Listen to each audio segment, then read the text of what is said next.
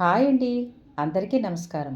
నేను ఈరోజు ఈ వీడియోలో స్టార్టర్ రెసిపీ అయిన పన్నీర్ కబాబ్ని రెస్టారెంట్ స్టైల్లో ఎలా తయారు చేయాలో చూపిస్తాను. ఈ పన్నీర్ కబాబు చాలా టేస్ట్గా ఉంటాయి. మీరు తయారు చేయడమే ఆలస్యం, ఇంట్లో వాళ్ళు 5 నిమిషాల్లో లాగించేస్తారండి. అంత బాగుంటాయి.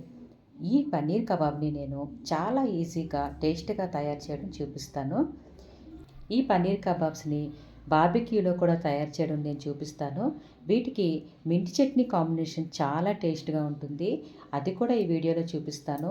మీరు స్కిప్ చేయకుండా ఎండ్ వరకు చూడండి. ఇంకా వీడియోలోకి వెళ్దాము. ఒక బౌల్ తీసుకుందాం. అందులో ఒక క్లాత్ని పరుచుకొని దాంట్లో అరకప్పు దాకా పెరుగు వేసుకోవాలి. ఈ పెరుగులో ఉన్న నీటిని మనం బాగా స్క్వీజ్ చేసుకోవాలన్నమాట. పెరుగు గట్టిగా ఉండాలి. అందువల్ల పెరుగులో ఉండే నీటిని మనం తీసేసుకుంటే ఈ పన్నీర్ కబాబ్ యొక్క మసాలా బాగా వస్తుందన్నమాట. అంటే మనకి ఎంత వీలైతే అంత నీటిని మాత్రం తీసుకోవాలి. ఇప్పుడు ఈ విధంగా తీసుకున్న పెరుగుని ఒక బౌల్లో వేసుకోవాలండి.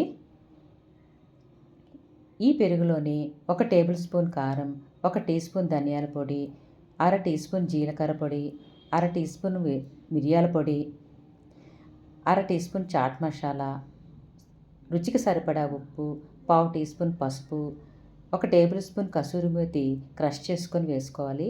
1 టీ స్పూన్ అల్లం వెల్లుల్లి paste, 1 teaspoon garam masala వేసుకోవాలి. దీంట్లో నేను 350 గ్రాముల దాకా పన్నీర్ తీసుకున్నాను. వాటిని క్యూబ్ షేప్లో కట్ చేసుకొని ఈ మిశ్రమంలో వేసుకోవాలి. వీటితో పాటు ఉల్లిపాయ ముక్కల్ని స్క్వేర్ షేప్లో కట్ చేసుకొని 10 నుంచి 15 దాకా తీసుకోవాలి. అలాగే క్యాప్సికమ్ని కూడా స్క్వేర్ షేప్లో ముక్కలుగా కట్ చేసుకొని 10 నుంచి 15 దాకా ఇది తీసుకొని ఈ మిశ్రమంలో వేసుకొని ఈ మిశ్రమాన్ని బాగా ఈ ముక్కలకి పట్టించాలన్నమాట. ఈ విధంగా ముక్కలకి పట్టించిన తర్వాత పక్కన పెట్టుకోవాలి. ఒక బౌల్లో 2 టేబుల్ స్పూన్ల శనగపిండిని తీసుకోవాలి. 1 టేబుల్ స్పూన్ ఆయిల్ని బాగా కాగించుకోవాలి. అంటే బాగా పొగలు రావాలన్నమాట. అప్పుడు వెంటనే ఆ నూనెని ఈ శనగపిండిలో వేసుకొని 1 నిమిషం పాటు బాగా కలుపుకోవాలి. ఉండలు లేకుండా బాగా కలుపుకుంటే 1 నిమిషం తర్వాత ఈ శనగపిండి క్రీమీ టెక్స్చర్లో వస్తుంది. ఈ విధంగా క్రీమీ టెక్స్చర్లో వస్తే సరిపోతుంది. ఇప్పుడు దీంట్లో మనం పన్నీర్ మిక్స్చర్ని ఇందులో వేసుకోవాలి.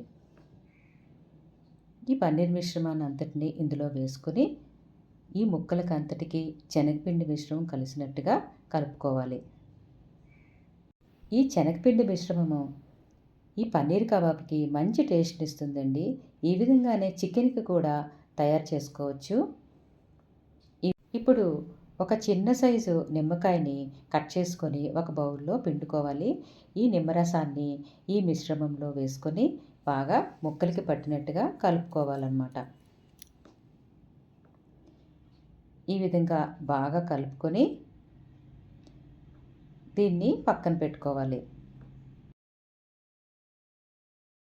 ఈ పన్నీర్ మిశ్రమానికి ఇప్పుడు మూత పెట్టుకొని 15 నుంచి 20 నిమిషాలు పక్కన పెట్టుకోవాలి. ఇప్పుడు గ్రిల్లుని వేడి చేసుకోవాలి. గ్రిల్లుని హై ఫ్లేమ్లోనే పెట్టుకోవాలండి. గ్రిల్ హీట్ అయ్యే లోపల మనం కబాబ్ స్టిక్స్ ఉంటాయి కదండి, వాటికి క్యాప్సికమ్, ఆనియన్, తర్వాత పన్నీరు ఇవన్నీ కూడా గుచ్చుకొని అరేంజ్ చేసుకోవాలి. ఎప్పుడైతే గ్రిల్ చూసారా ఎర్రగా వచ్చింది చూసారా, ఇలాంటప్పుడు మనం ఈ కబాబ్ స్టిక్స్ని గ్రిల్ మీద అరేంజ్ చేసుకొని పెట్టుకోవాలి. ఈ విధంగా పెట్టుకున్నాక నేను హైలో పెట్టుకున్నా కూడా దీనికి అడ్జస్ట్మెంట్ దాని అంతటా అదే జరుగుతుంది. ఆటోమేటిక్గా అయిపోతుందండి. అదే వేడి ఎక్కువగా ఉన్నప్పుడు ఆఫ్ అవుతుంది, మళ్ళీ హీట్ తగ్గాక ఆన్ అవుతుందండి. అందువల్ల మనం దీనికోసం ఎక్కువ వేడవుతుందని భయపడక్కర్లేదు.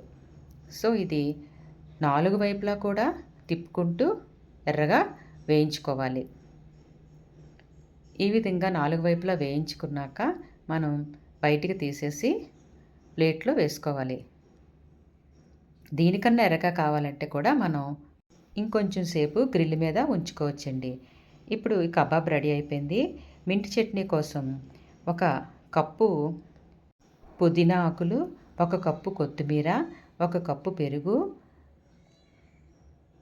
అందులోనే 2 చిన్న పచ్చిమిరపకాయల్ని కట్ చేసుకొని వేసుకోవాలి. రుచికి సరిపడగా ఉప్పు వేసుకోవాలి. అలాగే పంచదార పావు టీ స్పూన్ వేసుకోవాలి. పావు టీ స్పూన్ జీలకర్ర, ఇవన్నీ కూడా మిక్సీ జార్‌లో వేసుకొని మెత్తని పేస్ట్‌లా తయారు చేసుకుంటే మెంతి చట్నీ రెడీ అయిపోయింది. ఇప్పుడు ఈ మెంతి చట్నీతో పన్నీర్ కబాబ్స్‌ని తింటుంటే చాలా రుచిగా ఉంటుందండి. ఈ కబాబ్స్‌ని మనం గ్రిల్ మీదే కాదు, తవా మీద అంటే కళాయి మీద కూడా మనం చేసుకోవచ్చండి. సేమ్ మెథడ్ ఉపయోగించి చేసుకోవచ్చు. మీరు కూడా ఇంట్లో ట్రై చేయండి. మీకెలా వచ్చిందో నాకు కామెంట్ చేయండి. ప్లీజ్ ఈ వీడియో నచ్చితే లైక్ చేయండి, షేర్ చేయండి, సబ్స్క్రైబ్ చేయండి. థాంక్స్ ఫర్ వాచింగ్ అండి.